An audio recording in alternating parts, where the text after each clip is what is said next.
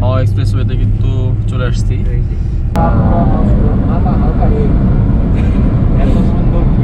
Bye bye video করো। Bye bye bye bye.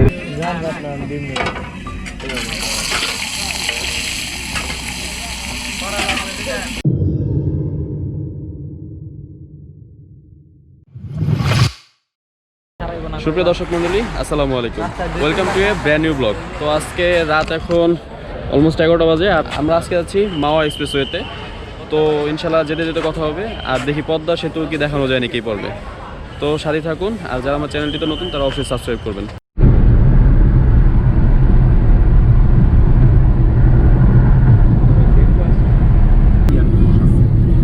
বাইরে কি ঘুম আমরা ট্রান্সফর্মিং তো আগে ছিল, ট্রান্সফর্ম বেভারেজে ইন্ডিয়ান ন্যাশনাল পিচ্ছিল তেল পড়ছে, তেল পড়ছে না।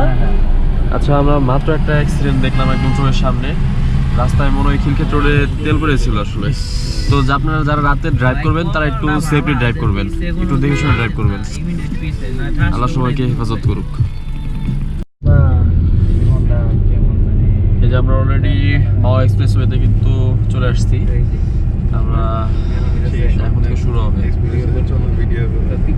এই পর্যন্ত তুমি যতগুলো ব্লগ করছো আমার কিন্তু দেখাও না একটা, তো আমি কিন্তু মাইন্ড করছি। আচ্ছা, এই যে রবিন, আমি কিন্তু ড্রাইভার, ঠিক আছে? না ড্রাইভার না, ফ্রেন্ড। এই যে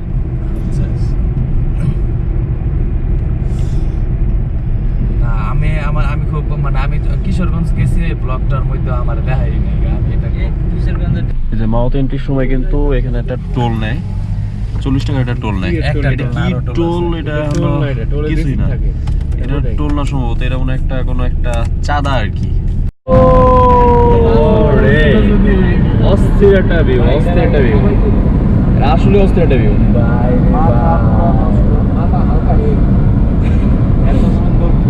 বাই বাই ভিডিও করো। বাই বাই বাই বাই ভাই অস্থির অস্থির।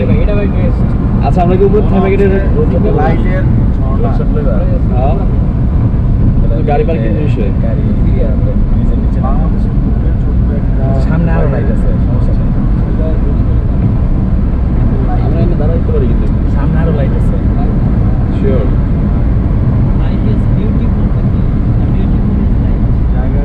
বাইকের বাইরে দাঁড়া রয়েছে।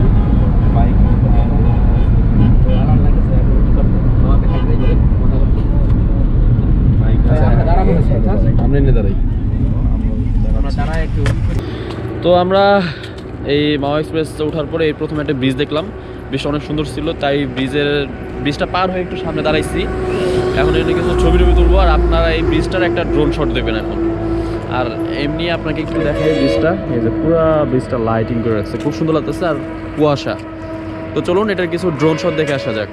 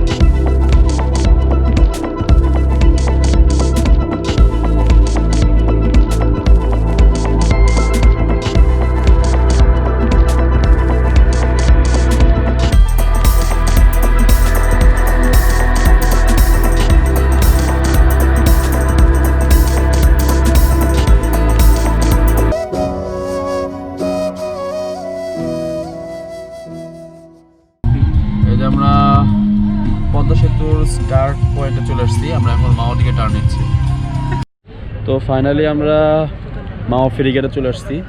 এখন অলমোস্ট রাত 3টা বাজে আর আমরা চলে আসছি। রাস্তায় ব্যাপক পরিমাণ কুয়াশা ছিল আর আমরা বেশ কিছু জায়গায় দাঁড়াইছি, সেই জন্য আসলে আসতে একটু লেট হয়ে গেছে। কিন্তু আসতে এত টাইম লাগে না, ঢাকা থেকে বের হইলে আপনার হার্ডলি 30 থেকে 40 মিনিটের মতো টাইম লাগবে।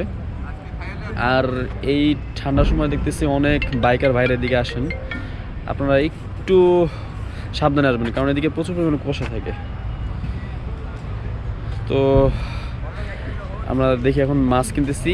আমরা ঘাটে আগে যে দোকানগুলো ছিল এগুলো সব ওই পাশে নিয়ে চলে গেছে।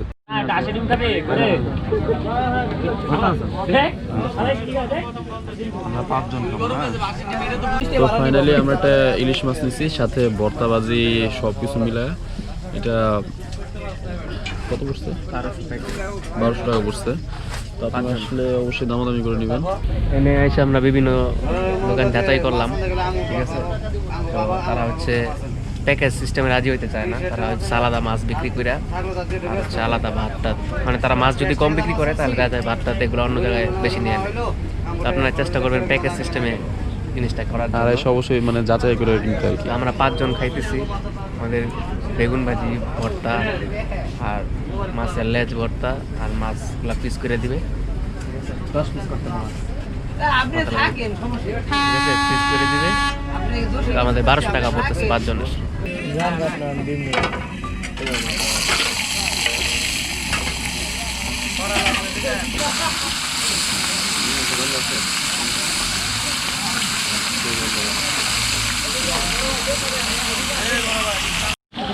আমাদের মাছগুলো সব ভাজা হচ্ছে এখন। ও একদম পর্দার পারে, আর এখানে বসে বসে ইলিশ খাচ্ছি। বলেছে পদ্মার মাছ, তারপরেও যাই হোক ইলিশ মাছ আর কি খাচ্ছি এখানে বসে। ইলিশ মাছ আমাদের ভাত দিছে প্রথমে, আর কিছু ভর্তা আছে আর একটা ডাল দিচ্ছে মাছটা, আলু ভর্তা, এটা মনে হয় টাকি মাছ ভর্তা, আর এটা কি ভর্তা জানি না, খাই আগে দেখি কি ভর্তা। ইলিশ মাছ আর বেগুন ভাজি চলে আসছে, আর উপরে কিছু শুকনো মরিচও আছে। আর এই যেটা হলো লেজ ভর্তা। খাওয়া দাওয়া শেষ, সোনার বাংলাদেশ। এই আমি যে বিল পেমেন্ট করতেছি এটা কি তুই হিসাব করছিস? দেখেন এই যে টাকা একটা, এই যে আসমস্ত সেটা দেখাই দিনা, 500 টাকার নোট আর দুইটা 200 100 টাকার নোট মিলে 1200 টাকা হয়। 1200 টাকা অঙ্ক করাইলো, ছোট একটা অঙ্ক করাই দে। কি তোমাদের ফিলিংস কেমন? ফিলিংস অসাধারণ, কল্পনার বাইরে ছিল। এরকম সুন্দর হবে এক্সপ্রেস হাইওয়ে। কেমন লাগলো? মাছ খাইছি এবং মাছের ডিমটা অনেক ভালো ছিল। Wow nice. আচ্ছা কেমন ফিলিংস তোমার? অনেক মজা। আর্মির গাড়ি আসছে, এখন আর্মি দেখে ভয়ে এখন আমরা কাঁপতেছি।